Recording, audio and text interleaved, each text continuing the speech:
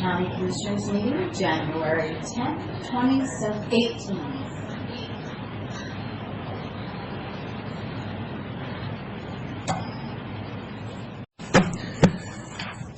Good morning. Welcome to the weekly meeting of the Franklin County Board of Commissioners. Today is Wednesday, January 10th, 2018. And for the record, all three commissioners are here, as well as County Administrator Keith Johnson. We have a relatively short agenda today. I'd like to remind people that we always make a habit of including a public comment period on our agendas because we do want to hear from constituents. I notice that we have some people here today who might want to comment, and please feel free to do so. So with that, I'll go ahead and formally call the meeting to order and ask you to join me with the Pledge of Allegiance if you care to do so. I pledge allegiance to the flag of the United States of America and to the republic for which it stands, one nation, under God, indivisible, with liberty and justice for all.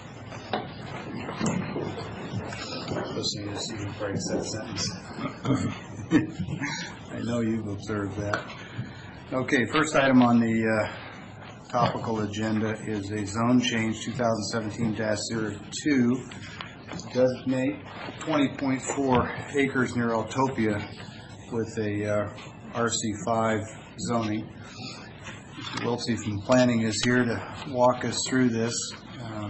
Lauren, I know that all the commissioners have read the read aheads. We appreciate your effort on that. As you're going through this, I would ask you to speak to water issues because that's one thing I didn't see or I don't recall being addressed in there. Yeah. Okay. Yeah. Thanks. In this, what we got in front of you is a rezone request from Jaylene Stoker, who's at 7640 Sheffield Road in Mesa. She owns a piece of property, or bought a piece of property near the community of Eltopia that is currently located east. It's located east of Blanton Road, County Road, and it's within. Planning Commission held a public hearing on it. There was one comment received from the neighbor that had some concerns that they shared with the Planning Commission, and that's the landowner immediately to the north. And as you can see, this property appears to have shared a joint easement into the property with the neighbor. And Lauren, would you identify the parcel so everybody knows which one you're talking about? Yeah, let me pull it up on this. Might be a little more clear.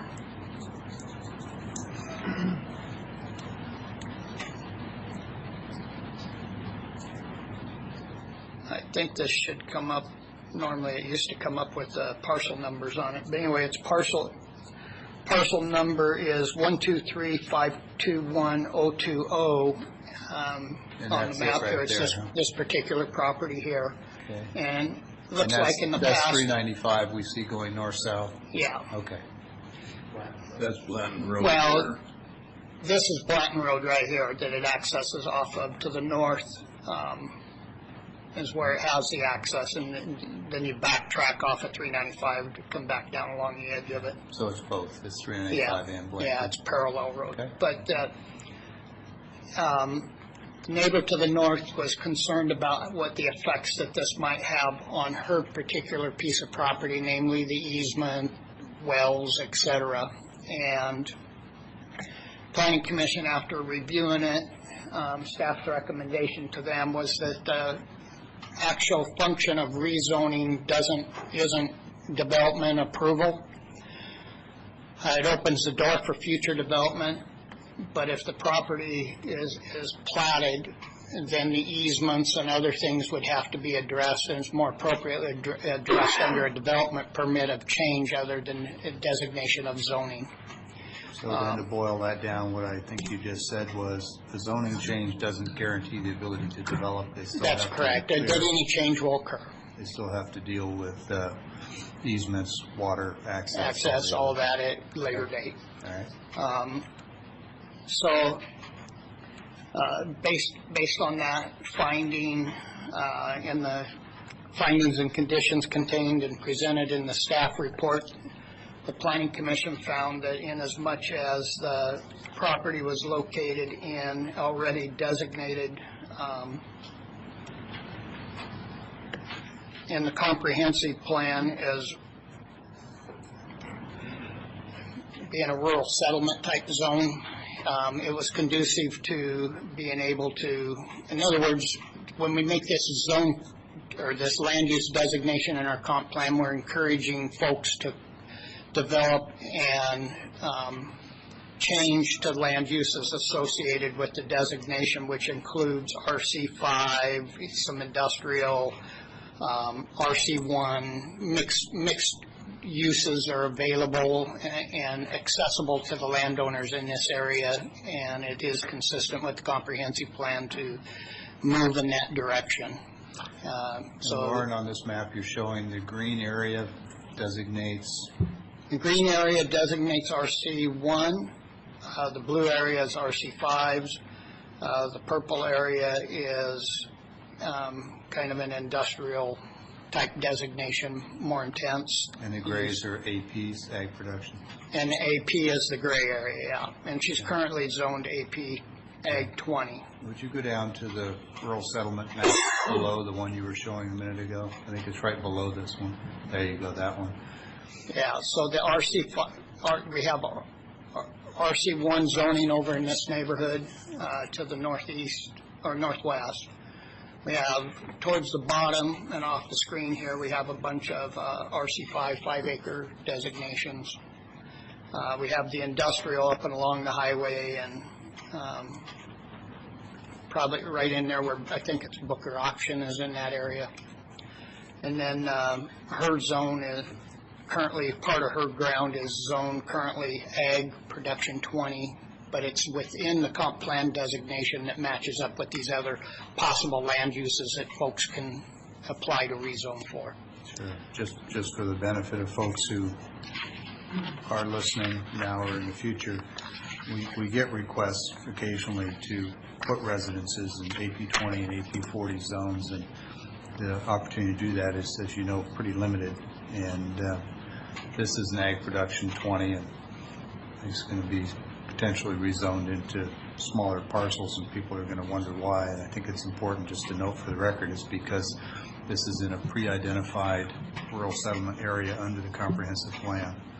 That's so correct. While it's AP 20, not all AP 20s are the same. This one happens to be in an already identified rural settlement zone. So do I have all that right? That's correct. Okay.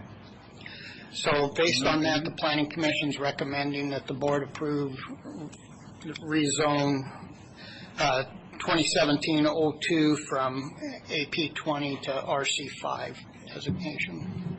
I got a couple of questions. Can you bring up the aerial again?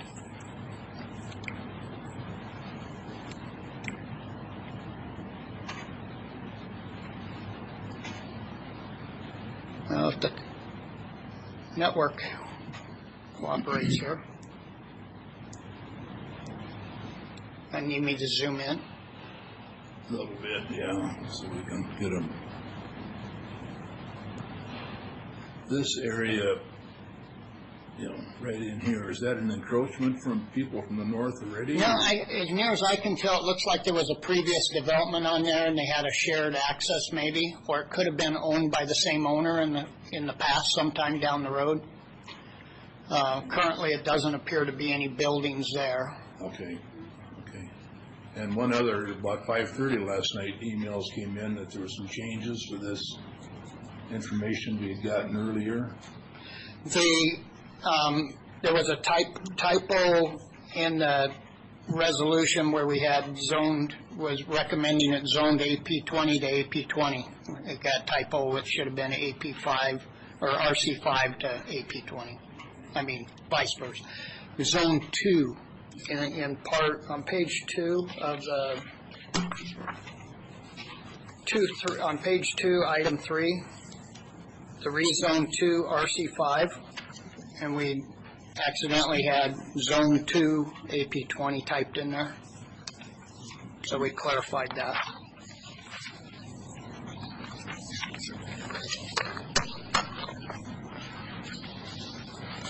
Okay, I have nothing else. I I have nothing else. I think you cleared up any kind of mistakes we saw here, and it seems to be zone changes as well. So with that, I'll go ahead and make a motion if there's no questions from Commissioner Pat. Well, Commissioner Miller, you're free to make a motion anytime. We can always go to discussion after the motion. I did have one other question, so your call if you want to make the motion or if you want to wait. I will, and I move that we rezone change 2017-2 to designate 20.4 acres near Alcopia RC 5 zone. Second, with possible discussion. Okay, there's been a motion and a second for approval of the rezone as submitted. Discussion? I have nothing further. Commissioner Miller, anything further? Okay, Lauren, one sort of a general statement, not so much about this package, but in general, when you have changes like that, I think it'd be really helpful if when you make those, that any email communication, just sort of summarize what those changes are, so that we don't have to read through the whole package and try and pick out what changes. So that would be helpful. I appreciate it if you do that. The other thing I wanted to have a discussion on briefly is the water issue, and you've already made clear that this is simply a rezone which is allowable under the comprehensive plan, which of course is a big umbrella and has a number of zoning options, and we're just moving from one zone option to another within that umbrella. You did a nice job making that all clear. But I would like to, in the face of the Hearst decision and the pending legislation in Olympia, just for my own education, but I think for others who share this interest, when we have rural settlements like this and we go to subdivide these parcels, obviously they're going to have domestic water, and in some cases irrigation water, in some cases livestock water. And those are 3 of the 5 exempt categories in the state water law. I'm just curious what we think is likely here as they go to subdivide this under Hearst in terms of getting water. Is it logical to think that we're thinking groundwater? There's no municipal water system, so it pretty much has to be. Yeah, There's no surface water, so it's groundwater. And since the state AG's opinion in the Five Corners Farms versus Easter Day has already established that livestock watering is unlimited usage, you see where I'm going with Hearst. So these kinds of rezones, I think it's really important to note that there are a number of hurdles before it could ever be developed, and I'm just trying to say on the record that I think the biggest of those hurdles going forward is likely to be water. And unless they're looking at some sort of an existing water right in a significant well and maybe a I don't know if it's a Group B, but a small municipal water system of their own, it's going to be a pretty steep challenge. So I'm looking for your professional view.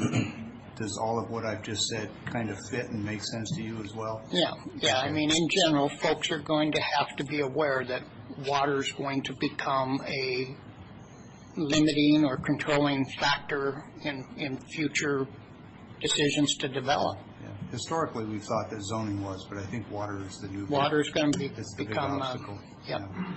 Okay. Well, I appreciate that. Any other comments or questions? Okay. Hearing none, we have a motion and a second for approval as presented. All in favor, please say aye. Aye. Aye. Okay. The request is approved. Why don't we go ahead and sign this so that you don't forget later. Oops.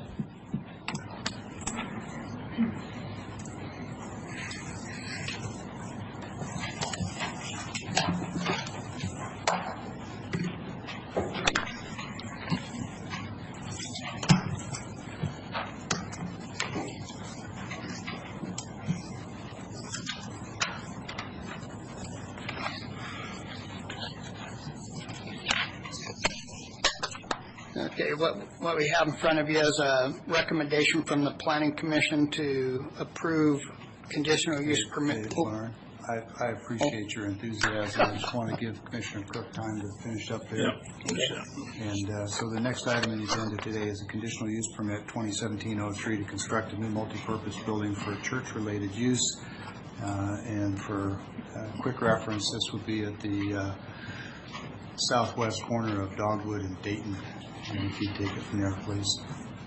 Yeah, What we got in front of you is a recommendation from the Planning Commission to approve conditional use permit 2017-03, subject to 6 findings of facts and 10 conditions of approval as recommended by the Planning Commission.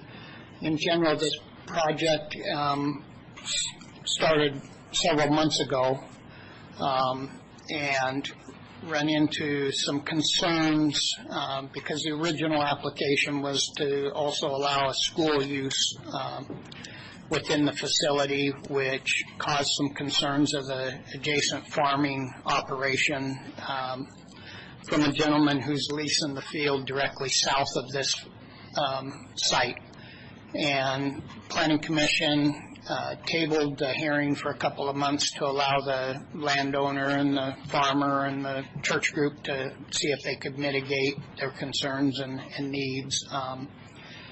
That drug on, and then we ended up extending it to another date and time certain date, and then we were unable to have a quorum. So then after republication and due process, Planning Commission reconvened, and the applicant proposed and withdrew the school part of his application.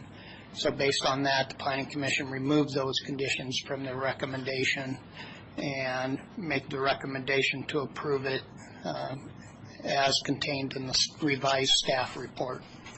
In general, the project, the assessor kind of lists this as 2 separate parcels on this property. In reality, one is just for tax purposes only, so it's truly one property in legalities.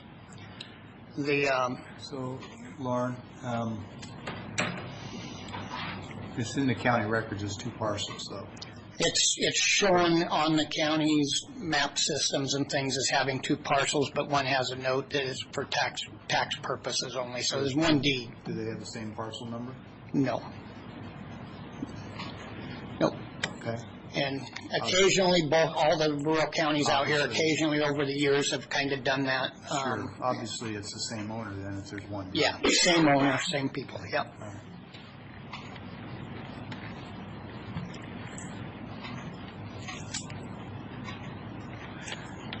And this might be an opportune time to ask, since you mentioned the one farmer south of this site, did you get any, or did the Planning Commission get any input from any other nearby landowners? There was nearby landowners that spoke in favor of, not in opposition, and they didn't seem to have as big a concern over the school use per se.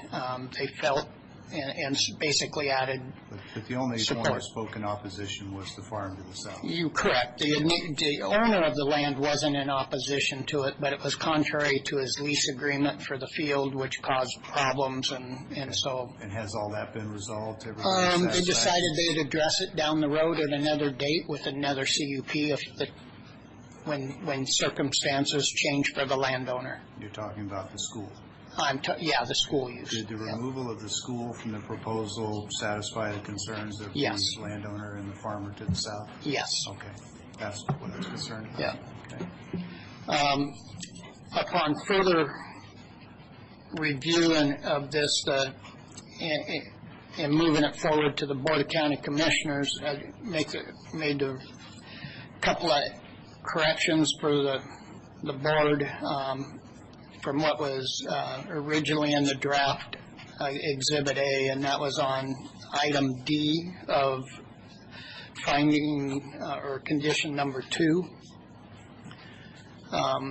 We had worded in there that the parking lot standards contained in Franklin County Code 1778-090 and 1778-120. I recommended that the board kind of approve that being stricken, and so it would read the parking lot standards will apply. I don't want to, we shouldn't give the impression that maybe just those 2 parts of the county code pertain to this project. They all. Lauren, where are you reading from? Exhibit A, and I may have made that change already in your draft. Okay, so not the resolution.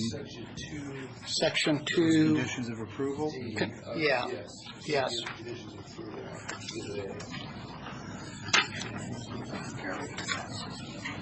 Okay. What did you say to strike? Which one, which part? Because I don't. In the first sentence of D, so it'll read that parking lot standards will apply. Will. Yeah. Okay, that's stricken. Pardon? That to be stricken, or are you just asking? No, that your draft may already show that. Earlier copies showed that reference to specific Franklin County code regulations. Okay, so this is the signature copy right here.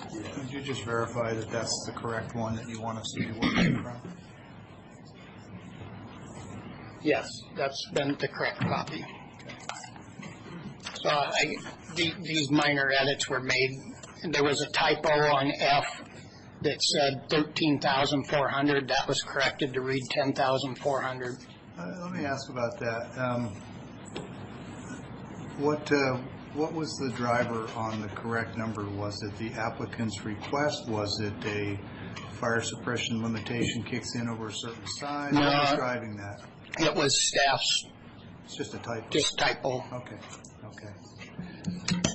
So that item F has been changed to, It's been changed to reflect 10,400, which is the building size of the building. So on the resolution. yes. Yes. I'm looking at it. And then item 4 was changed to reflect that instead of saying the new parking lot shall be gravelled, they made ADA and some other standards apply that require some pavement or hard surfacing. Or they may just have a preference to do something different. That's Maybe correct. We should give them as many options Correct. as we can. So that's been revised to say the new parking lot shall be designed, I am approved by the confused county. just a little bit. I didn't know that we were designing parking lots for people now, because it says it shall be designed by Franklin County. Well, designed by the applicant, designed and It's approved. okay, I think we all understand, but. And those were Hopefully they'll reviewed. come back and say, Lauren, would you design my parking lot? Yeah, that's true. So based on those little corrections, I recommend that the board approve the planning commission's recommendations of 6 findings of facts and, 10 conditions of approval. So I'm anticipating a motion one way or the other, but before we get there, I just want to be real clear on a couple of things. The only opposition was related to the school. The school has been removed. The opposition has gone away. All the other comments were in support. Yeah, we republicized it to all the neighbors for the change in the revised hearing, so notices went back out to all the landowners as well as I just want to everybody else. make very clear and very sure that any potentially affected landowners have had an opportunity to weigh in, Yeah. and those that have all been in support. Correct. Okay. And no appeal was submitted, so. All right. Well, if there are no other questions, we I'm can. having a concern with that item C of 6C. What is that trying to tell me?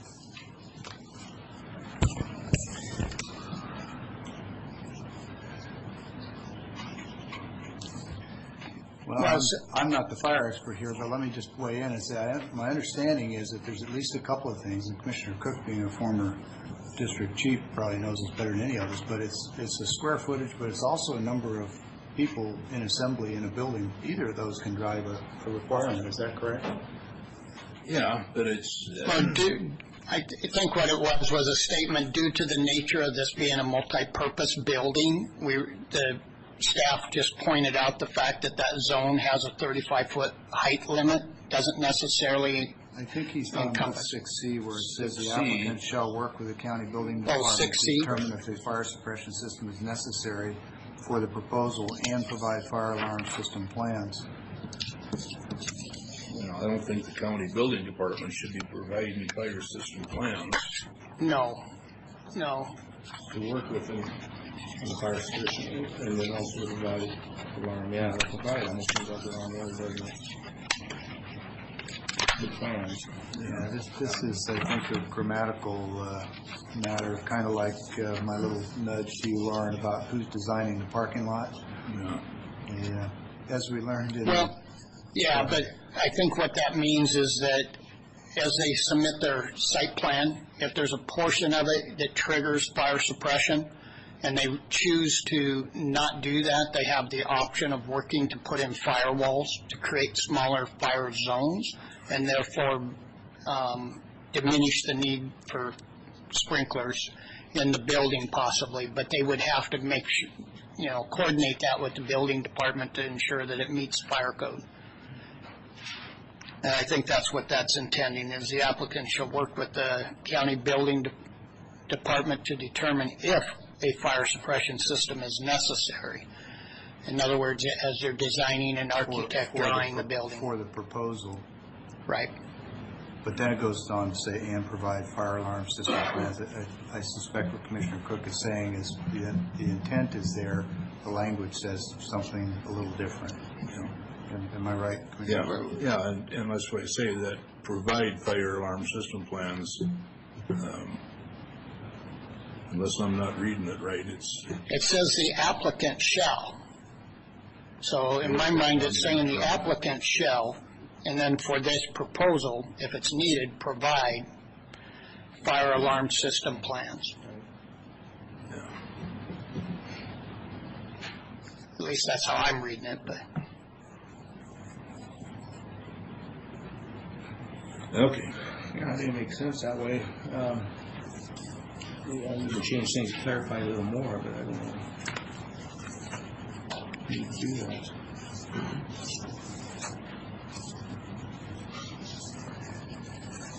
Okay, any other discussion on that or any other part of this package anyone would care to? No, Mr. Chairman, I would move for approval of CUP 2017-03. A second. Okay, a motion and a second for approval of CUP 2017-03 as presented. Are there other comments or questions? Lauren, I'll just add that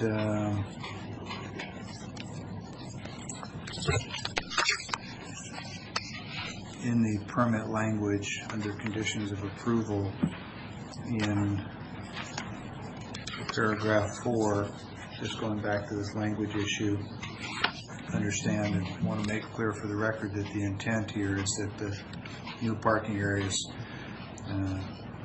shall be designed and approved to county construction permit requirements. Yeah, that's required black and white in the code already.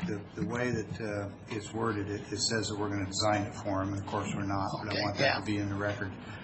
And the other thing is, I would appreciate if you clarify, is the intent here that must comply with the building and development standards at the time of the approval of this CUP or at the time of construction of the parking area?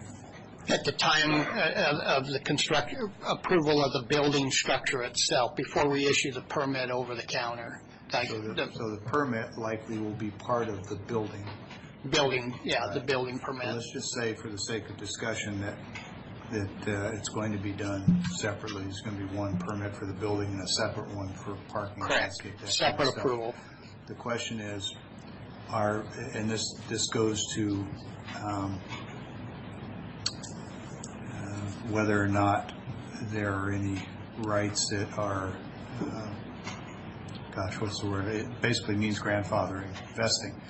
Whether or not they are vested in the building standards at the time that we sign this approval, or are they subject to the building standards at the time that they construct the parking lot? I think they have a right to know which. Well, it's in the state of Washington, you're vested when you pay your money for your application. So as long as the application doesn't lapse, they're technically vested under the rules that apply at the time of their application, which means now of this approval as well. But well, let me break that down. So if we change the rules tomorrow, I think there's an important distinction here. Okay, I'm asking about the timing of a conditional use permit and a building permit. Those are different things. Is that right? Correct, correct. When does vesting happen? At the time of the CUP or the time of the building permit? The CUP controls. If the CUP voids or becomes null and void, then it would revert to regular standards and time of building permit. But right now, it's the time. Now, please correct me if I'm wrong, because I learn new stuff every day, but my experience has been that vesting on building rights takes place once the building permit is issued and the fees are paid. That's correct. Okay. And you're telling me that in this case, the standards for constructing that parking lot will be determined as of the date that we sign this CUP, not the date that they get a building permit for that building and parking lot? Well, when you think of a binding site plan, Right. and a CUP is kind of a binding site plan type process and approval. Okay. And they've submitted a plan, they've submitted a concept that's gone through public review. I just want to be clear, So, because our yep. citizens have a right to know, Yep. what standards are being applied. So it's for that parking lot, it's the construction standards in place today when we sign this. Will be based on the record of the CUP. It can't be contrary to the CUP, or they'll have to go back and update the CUP. Okay. So I'm going to close with this final note. If the standards change between the time we sign the CUP and they get issued a building permit, they're grandfathered under what's in place when we sign this, not what's in place when they get a building permit. That's my understanding. Okay, well, you're the The expert. site plan, Okay. if it changes from the site plan that was reviewed and the SEPA and the analysis that were done, they would have to go back and amend it. Yeah. Okay, all right. Well, Can I make one correction to that? Unless some federal or state law would change, Well, that's true. and then that would prevail. okay. So then, everything you just said with the addition of, and for the record, that was Mr. Mahoney, the Public Works Director. No, that's fine. I just like to have it in the record. People deserve to know what was said and who said it. So that the only exception to that you're aware of to what you're saying is that if state or federal law should change, it would compel us all to use a different If standard. there's a legal, Okay. Appreciate the discussion. Just trying to make sure that people who are getting building permits and building things in the county have as much benefit as we can give them. So, all right. So understand. See, we still got a motion and a second. Any other comments or questions? None. Okay. Hearing none. All in favor of approval of CUP 2017-03 as presented, please say aye. Aye. Aye. Okay. It is approved.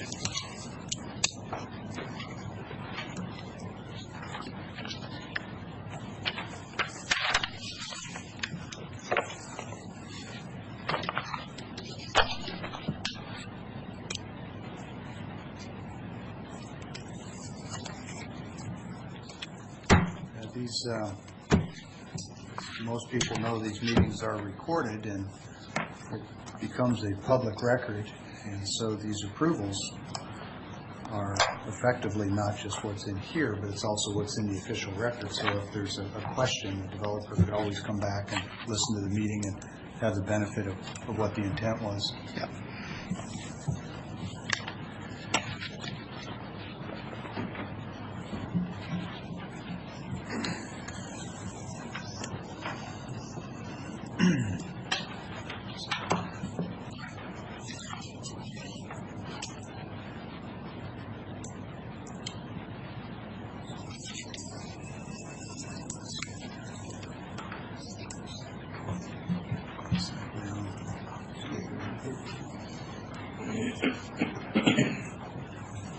Commissioner Cook, you ready to proceed? Yes. Okay, next item on the agenda for today is a public comment period, and this is the opportunity for anyone who would care to speak with the board on anything that is related to county business, and it's your opportunity and your time. I recognize Mr. Follansbee in the office, or in the audience, and sir, you're certainly welcome to come up. You can stand there if you prefer, more comfortable, you can come sit up here too. Good morning, Commissioners. My name is Jim Follansbee, and I live in Franklin County at 3641 Frontier Road. I have 2 parcels of land in the county, and I'm here to express concerns about the Voluntary Stewardship Program, VSP, as outlined in the work plan dated November 2017. When the VSP was proposed for county adoption, I spoke in opposition. Some on this board expressed the opinion that even though the program was adopted, it would never be implicated because funds would never be made available. I'm here to say that any time the government can figure out a way to gain more control over citizens and their property, they will find the funds. Last week I received a postcard from the Franklin County Conservation District, the designated lead entity for the Franklin County VSP, indicating that it had been determined that I likely have property with critical areas. Reading the work plan and checking GIS mapping, it is clear that my land was not correctly characterized as a critical aquifer recharge area, as it is listed as 100% irrigated. In fact, one parcel has 2 out of 10 acres with water, and the other parcel has never had any water at all. Even the BLM land next door was listed as all irrigated, and it is only raw land. I protested these conditions to the district. I believe that many other properties in Franklin County will be incorrectly designated, and landowners will be upset. A review of the work plan shows the goals and measures of success are not specific in nature because of the complexity of the subject. I quote from the Franklin Conservation District website, "Success of VSP. Measurable benchmarks must be met to prevent failure of the work plan. Failure of the plan will trigger the traditional regulatory approach to critical area protection under the county's critical areas ordinance process. The VSP was enacted on July 22nd, 2011, and this is the date for baseline conditions. This means that all benchmarks and goals are based on changes since that date. Measuring success. One way the district can measure the success of the plan and show proof of performance is through the documentation of conservation practices on agricultural land with critical areas since the 2011 date." Close quotation. I'd like to remind the commissioners that traditional regulatory approach to critical area protection mentioned would be under the control of elected representatives of the citizens, you, the elected county commissioners, and not by the vague rules and goals of an unaccountable entity or committee. I suggest that you get rid of the voluntary stewardship program and work towards regulations that fit the needs of citizens and the property holders of Franklin County. Thank you. Okay. Thanks for coming in and sharing your views. Did you have any questions for any board members, or do you just want to read your statement into the record? I just wanted to make the statement, and then I feel if there isn't any improvement in the situation, I'll be back, make more comments. Okay. Jim? Do you mind taking a few questions from us? Not at all. Commissioner Cook? Yeah, you protested to the commissioners of the district. What was the decision there? Well, as a verbal one, just me talking to the people there, and they're very cooperative and understood what I was talking about, looked it up, and promised that in my particular case, that the one that was not irrigated, the portions that were not irrigated would be corrected. So I think probably in my situation, it's kind of a non-issue.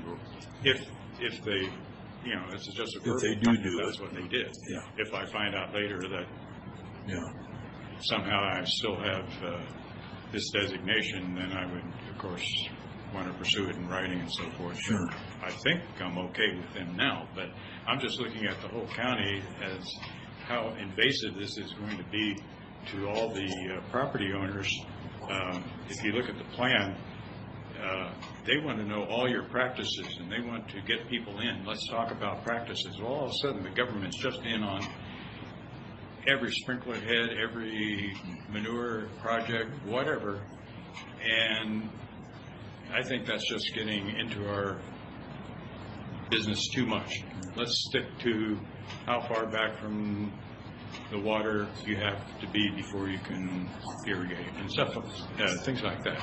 And so I that's why I bring this up, and I hope it isn't a problem, but I certainly see it being a problem because just a quick look at my designation being incorrect, I would suspect that there's going to be a lot of other problems. And Well, that was my concern, Jim. If they just kind of waved you off, that'd be a real they didn't do concern. that But at if they discussed it with you and we're going to adjust it, and because, there's a lot of parcels in Franklin County that, so. So I agree with what you said, that we have these regulations come down, and maybe it's okay now, but in the future it may not be. I think that is a good point and well is considered. At this point, I don't see you having a problem, and we agree on that, and you talk to these guys, but it is the future what happens there.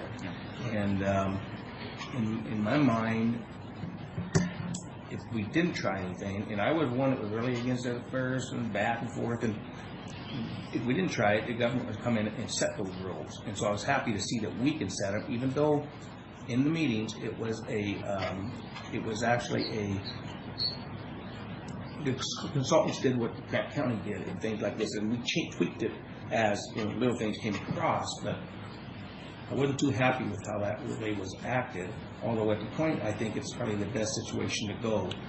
I don't like the government getting involved, and I hope what you said doesn't happen. And we can't trust a lot of that. What could happen in the future? I think we'll watch it. If it is a problem, we probably would as soon as we could.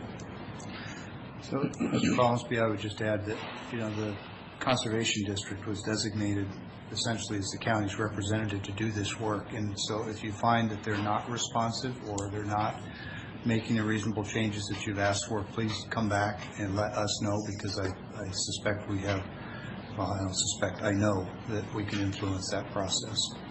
All right. Thank you. All right. Thank you.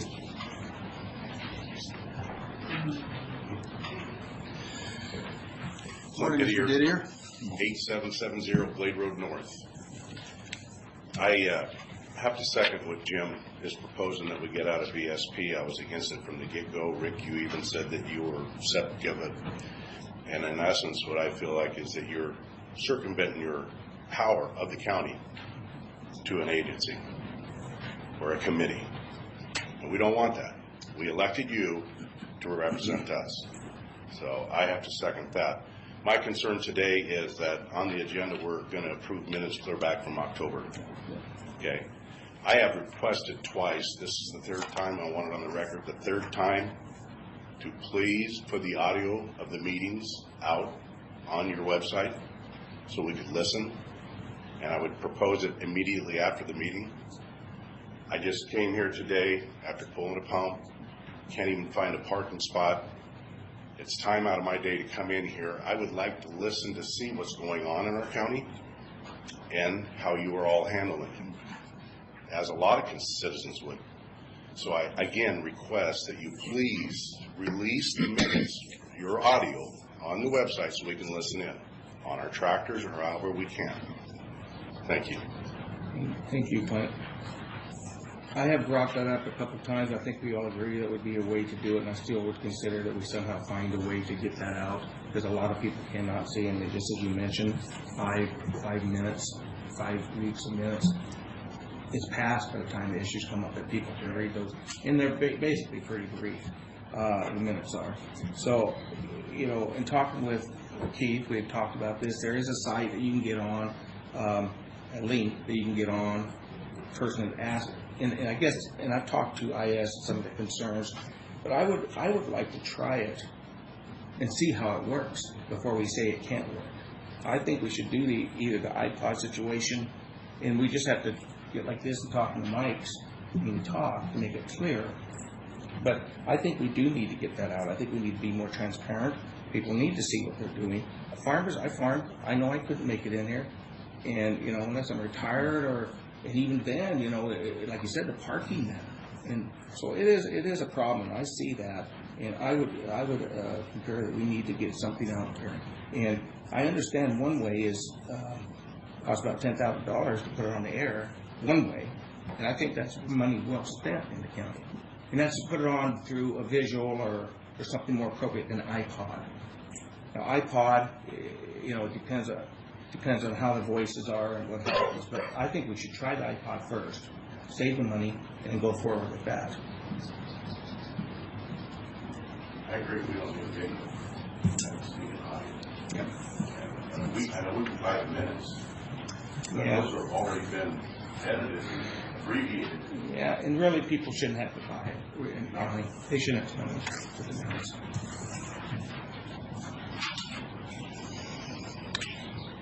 Okay, anybody else wishing to meet with or discuss issues with the board in this public comment period? Okay, I'll just note that we're going to have another public comment toward the end of the meeting, so if something else comes up that's of interest between now and then, you'll have another opportunity. So with that, we'll move on to office business. What do we have today for payroll and warrants? Mr. Chairman, we have one issue of fund expenditures, 8 items, 8 miscellaneous items, current expense, treasurer O&M, county roads, veterans assistance, etc. The bottom line of $110,455.56, and Keith has looked at it, Mr. Beaton has signed it, and Macy Stein has signed it. Second. Okay, there's a motion and a second for approval of fund expenditures as presented. Any comments or questions before we vote? Hearing none, all in favor, please say aye. Aye. Aye.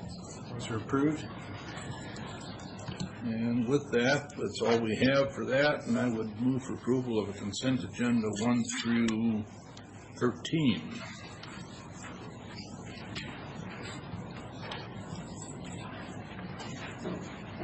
Is there a second to the motion? There is a second. Any need for discussion on any of these items?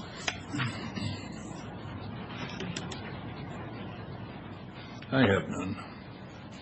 I'm looking through them again. I don't have any. Okay, so we have a motion and a second for approval of the consent agenda as presented. Last call for comments or questions. Hearing none, all in favor, please say aye. Aye. Aye. Consent agenda is approved as presented. And since we're, I think, doing fine on our schedule, let's go ahead and get these signed now so that we don't hold people up after the meeting.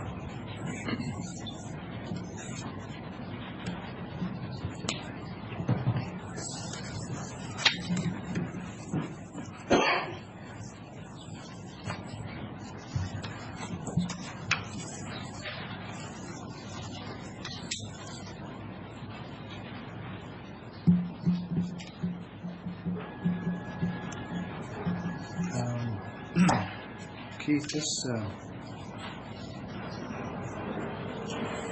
a little curious. So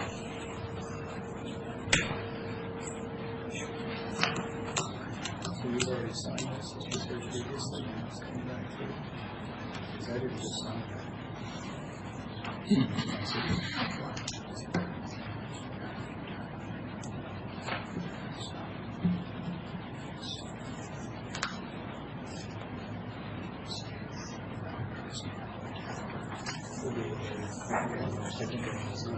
Because of the name we asked the language change between designs to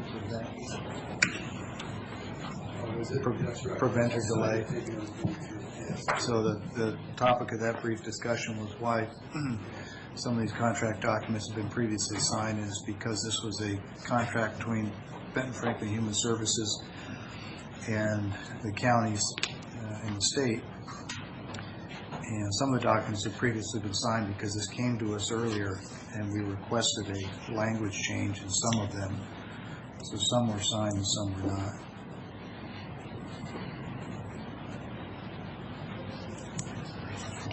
Make sure we're legal.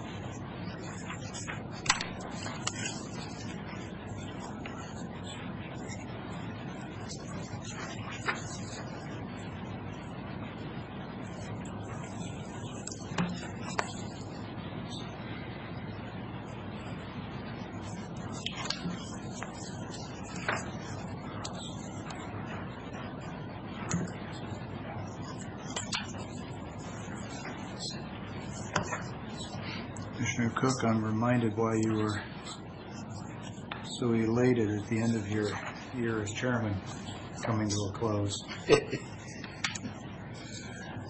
That's back memories, huh? That's a lot of extra signatures.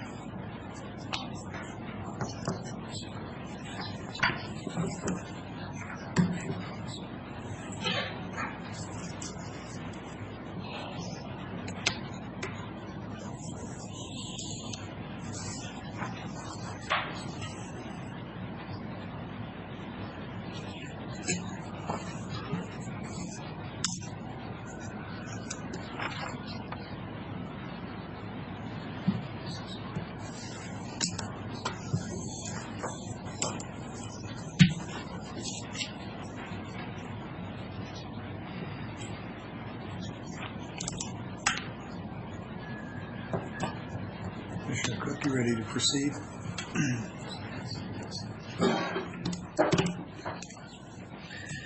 Okay, Mr. Johnson, Administration Office business, please. Thank you, Mr. Chairman, members of the Commission.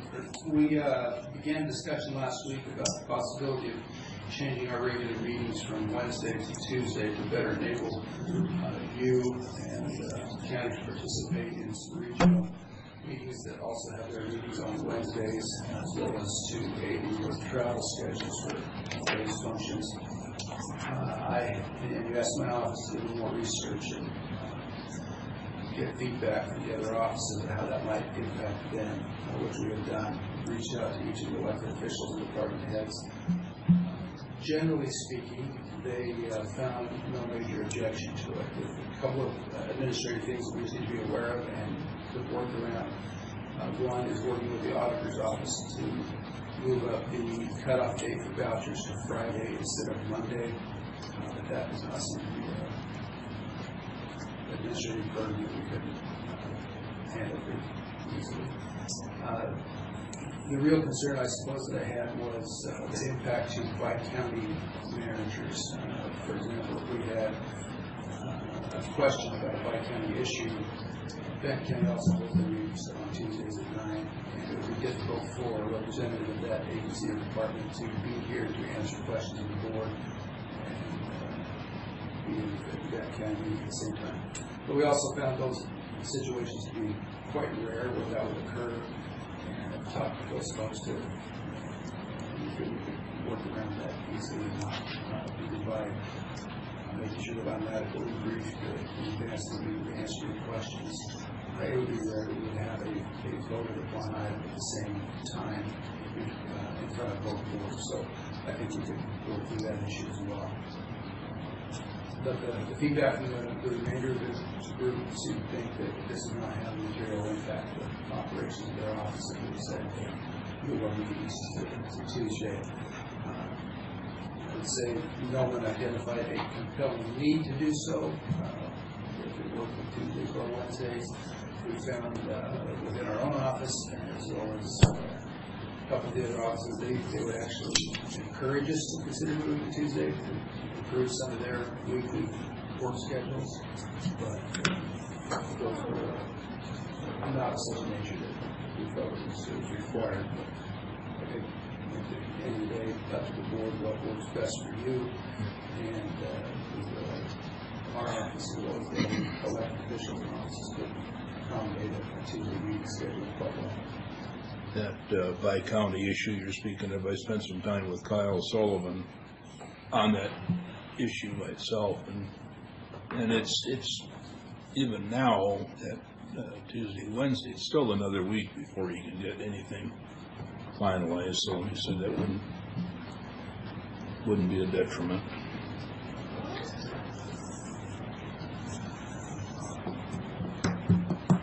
I talked to many of the electeds about it, and overwhelmingly, there's, the majority of them didn't see it being a problem to change.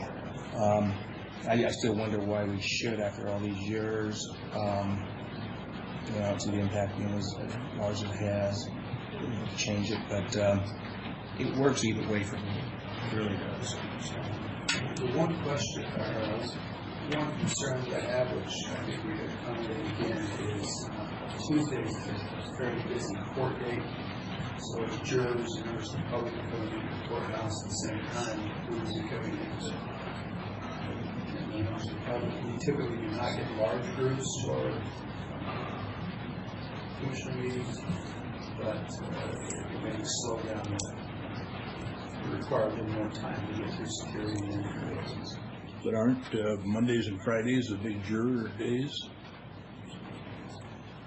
Mondays and Wednesdays, I mean. Yes. So Tuesday would, you get your jury pool on Monday, and then if there's a trial, there's 15. Witnesses and family and participants. But like Clint said this morning, was when I pulled in here at 8, the parking lot was full. Yeah. So,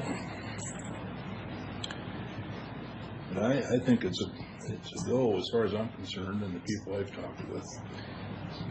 So Keith, I appreciate your touching base with the other electeds, and we've had a conversation. In fact, I asked you to do that. I suspect you would have anyway, but I think that input is important.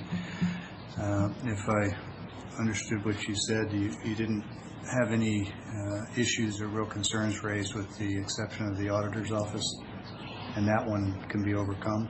I see that Mr. Beaton is here. I want to be sure we give him an opportunity if he's got any comments on the subject. I just asked the department. And the only thing just will be administratively moving that, and then just the adjustment to that.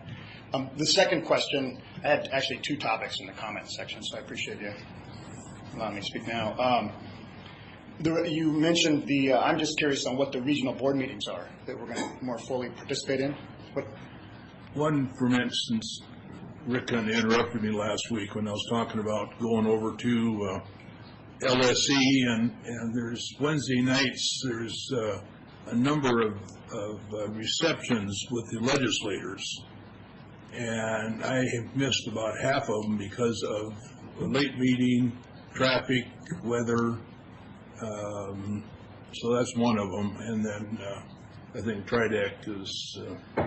Visit Tri-Cities and the Tri-Cities Chamber of Commerce, both of their meetings, it's the 3rd and 4th Wednesdays of the month at 7 or 7:30 midnight. Makes it difficult for commissioners to be back here for this meeting if they attend. So the one over there, though, was Wassac, is that what you said? Correct. Oh, okay, great. That's good. I was just curious on what those were. Yeah. My second thing I wanted to bring up, just so I don't have to come back up, is as I don't know if all of you are aware, I'm a member of the Washington Coalition for Open Government. And just for the crowd's information, the Coalition is a nonpartisan organization that fights for the transparency and open public participation, and essentially defenders of the OPMA and the PRA. And to that end, I'm glad that Clint brought up what he did regarding the minutes being available to the public and where that's at in the OPMA. And being on the board, as you're aware or maybe not, I co-authored an editorial with Jason Mercier supporting the transparency in the union negotiations. Well, the same thing here. As I show up and participate in these meetings, it would be, as I said in that editorial, nice if we could be a shining example of open government here in Eastern Washington, or for the state for that matter. So to that end, I mean, I am more than willing. I know this has been discussed before. I have a little bit of knowledge on it. I mean, I don't have a problem, heading up, collecting the information, getting all kinds of options to find out what the board needs to move that ahead. But I would like to be able to hold my head high when I show up at these board meetings and not, have public, meeting minutes that are 30 and 90 days old. So anything I can do, I would appreciate the opportunity to do it, to move that along. So I think one thing in that respect is that we had internal clerk problems for a while that got so far behind the minutes, and I don't think the minutes are legal until after they've been signed like we did today. Well, and I believe our official public record is our recording. Yes? I mean, we have... No. No? No. Well, okay. You today referred to the fact that the recording is the discussion and all of that. And if you look at we used to do verbatim minutes, which was great, because when they came up, a person could tell how the exchanges went and how representation went. And for myself as well. But I understand, I mean, the goal is obviously the transparency. And we went from, the verbatim minutes, and we said, hey, actually, well, and I recollect, I would have to dig it out, but I recollect that the most complete record, for lack of a better descriptor, the most complete record is our recording.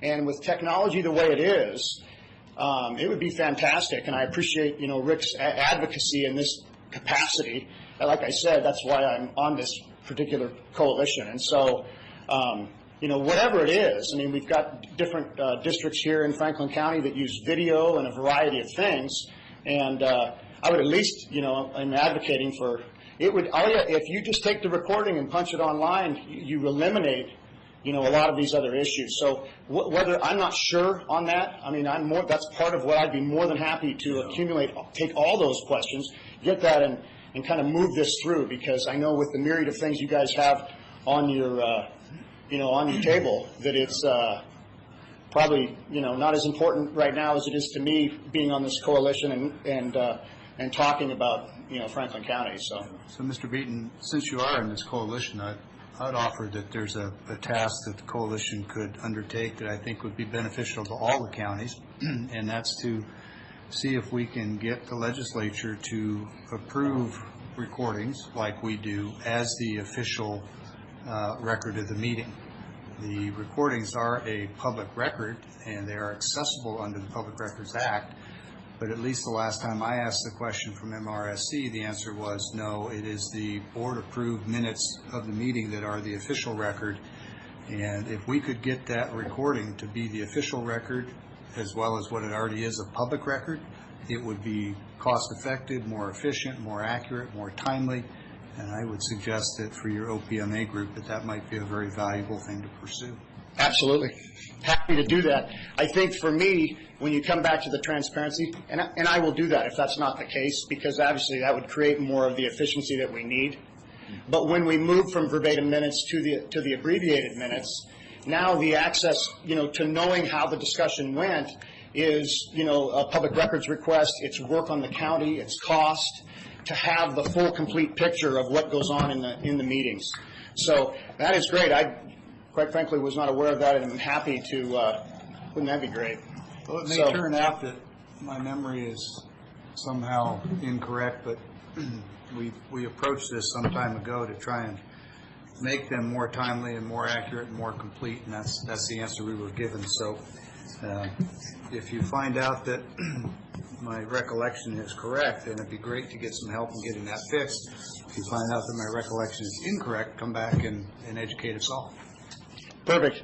Again, though, on my question, and I guess I can talk to Keith afterwards, I would still, to get that transparency, like to push the most complete record we have out, so that even if someone, didn't have those, what were they, 87-day-old October meeting minutes, they would at least have immediate access to the audio and the discussions. So I would appreciate the opportunity to do that, so. Okay. All right. Thank you, guys. So, Keith, these audio files are obviously captured in our system. Are they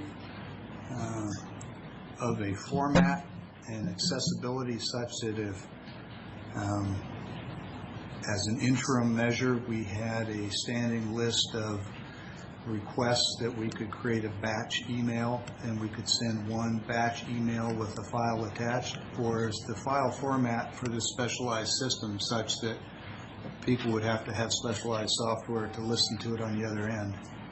They don't necessarily need to have specialized software. I'm not sure if we can send that out in a batch email or not. We do have the capture. It's available.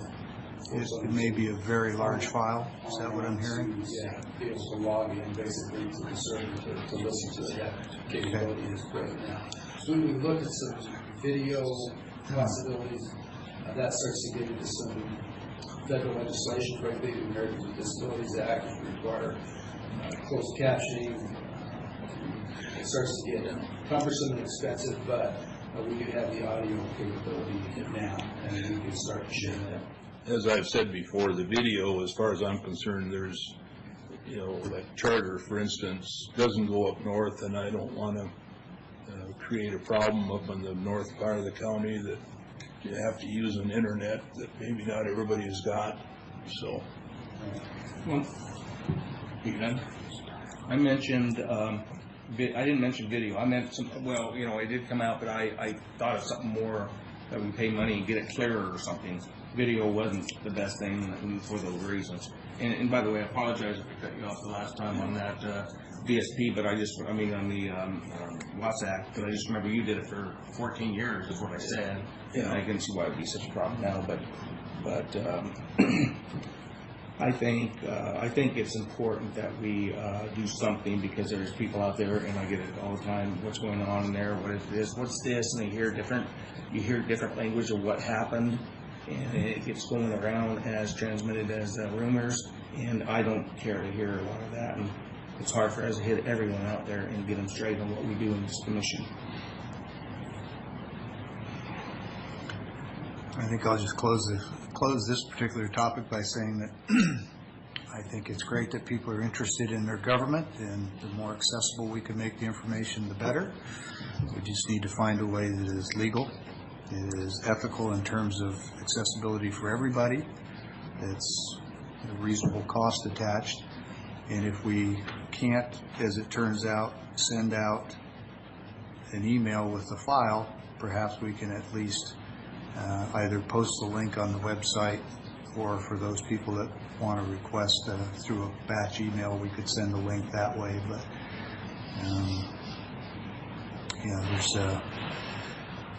there's going to be some additional effort required there, and I don't perceive that it's really going to be that big a deal. I think maybe we just explore putting a link on the web page to start. And I'm not sure if I understood the response there. Is it if we post a link on the website, is that something somebody can simply go and click the link and listen, or is it going to require something, a program or something on their end that they're going to have to download? Most people should be able to. It's just like an ABI file or something? Okay. All right. Well, it seems to me a simple enough thing to do, and I would ask for the board's consensus that we pursue that aggressively. And I would agree. I think that's a good comment. Check with IS and see if it can be put out, yeah. Yeah, okay. And even though they said, I think once I heard that there may be too many in there, they couldn't handle them all, I suspect we're not going to get a lot, and I think we should try it and see how it works anyway. Okay, so I did request the auditor's input on the discussion for a date change. He took us quite a lot broader than that one topic, but that's okay. I think it was a productive discussion. So back to the discussion on the date change for the commissioners' meetings. I understand we've already covered what the impacts would likely be to other electeds and staff, to the bi-county staff. I know that it probably poses some challenges for the local news media to be able to cover both meetings when they're happening at the same time, since the Herald's already short-staffed, and I appreciate the fact that they understand their schedules are what they are, and it's really for them to adjust. They're certainly not asking us to schedule our meetings at their convenience, but I do think it's respectful to consider their concern. The only other thing I would add is that, you know, there's nothing magic about 9 a.m. If Benton County holds theirs at 9 a.m. in Prosser, and we did ours at 1 on the same day, that might be, you know, a very good process as well. I don't know how that fits with people's personal schedules, but there are very few that I'm aware of meetings that this board goes to that are right after lunch on Tuesdays. There certainly are on Wednesdays and Mondays and Fridays and probably Thursdays, but just would be interested in hearing thoughts on that idea too. Not advocating, just thinking that's about the only thing we really haven't touched on, and before we make a decision, let's try and avoid any unintended consequences. I would suggest that we try the Tuesday at 9 o'clock and see how that fits, and then maybe if we do have that problem, do it up to 1, just to keep things so the public knows that we're open at 9. It's just a day change now. We got to let them know. 1 doesn't bother me either, and it may be workable, but I think we should try it as we are planning in the morning on Tuesdays. Commissioner Cook? I would make a motion to move our board meetings to 9 a.m. on Tuesday mornings. Second. Motion and a second for a change of policy in Franklin County whereby the Board of Commissioner meetings would be held on Tuesday mornings at 9 a.m. in the same place here in the courthouse boardroom. We're going to go to discussion, so so I'll call for discussion in just a moment, but when we have that discussion, I would ask that we,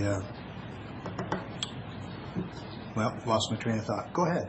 Sorry. No, it's okay. My only question would be to include perhaps in that motion what week you would prefer to start that change. Thank you for reminding me. Agenda items already scheduled for the next couple of weeks. I need a suggestion. 24th? Okay. To add to that motion, starting the 24th of January of 18. It's necessary for the second to concur with the change to the motion. Okay.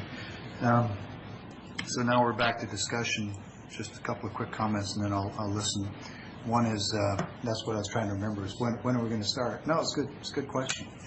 We're on the same page. So the motion is to start on the 24th.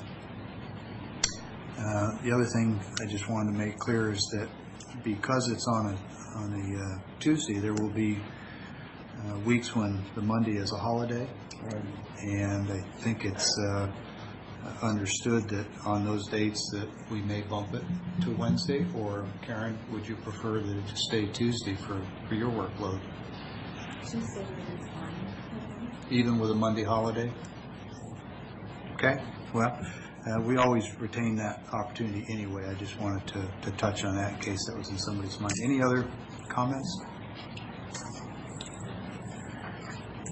Anybody in the audience that wants to comment? It's one of those changes that, you know, in the back of my mind I'm going, there has to be unforeseen complications, unintended consequences, and you know, that comes with every major change, but hopefully we've aired it out pretty well.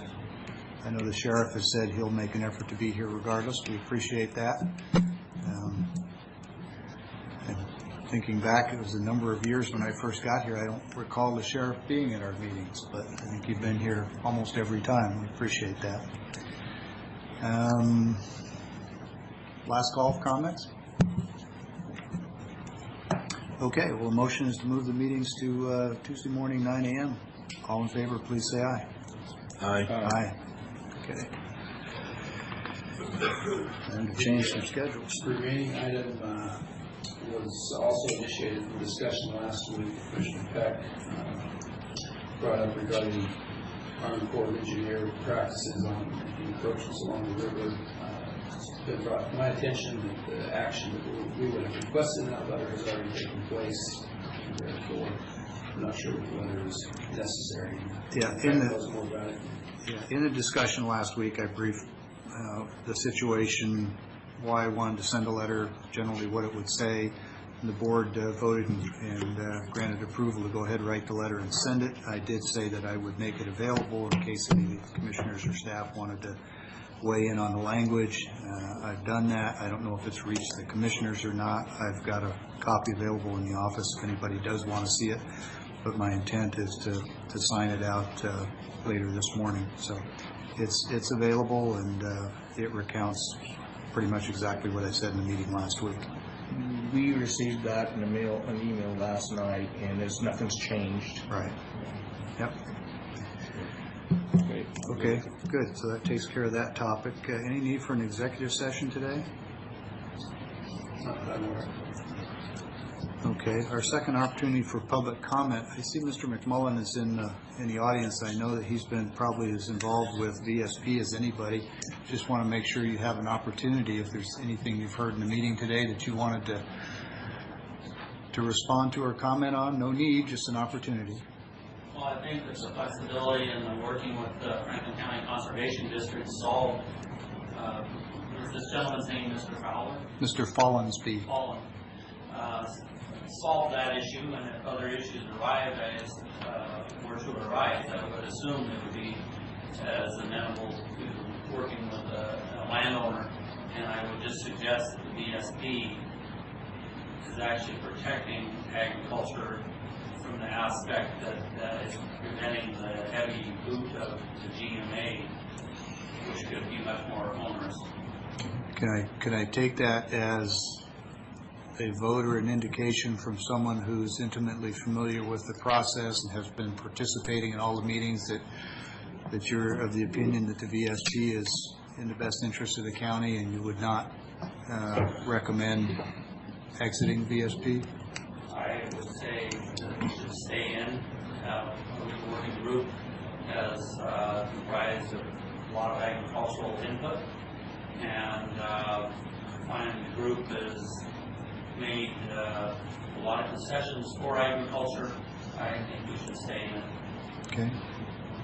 Well, I appreciate your willingness to share your insights. Like I say, you've gone to most, if not all, the meetings. I know you've been thoroughly involved. So.